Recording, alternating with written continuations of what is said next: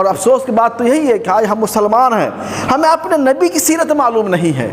हमें अपने नबी की ज़िंदगी कुछ पता ही नहीं कि हमारे नबी कैसे थे, हमारे नबी का मामला क्या था, हमारे नबी दुनिया में क्यों आए। आज हम नबी के नाम लेवा हैं, नबी के उम्मत के दावेदार हैं, लेकिन हकीकत में अगर हम देखें तो हमें अपने नबी के बारे में कुछ पता ही नहीं है।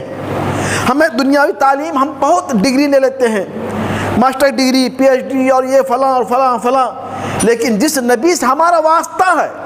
जिस नबी से हमारी वाबस्तगी है, जिस नबी के नाम लेके हम जी रहे हैं, जिस नबी के उम्मत के दावेदार हैं, उस नबी के बारे में हमें ज़र्रा बराबर पता भी नहीं। हमारे नबी की शान क्या थी, हमारे नबी का मकाम क्या था, हमारे नबी को अल्लाह ताला ने क्या इज़्ज़त बख्शी थी। तो मेरे भाई, जब अल्लाह के नबी सल्लल्लाहु अलैहि वसल्लम मक्का में नबी बन के आए तो ख़ुद आपकी कौम मक्का वाले आपके साथ नारवा सलूक करने लगे, क्योंकि अल्लाह नबी जो दावत थी, दावत तौहीद थी,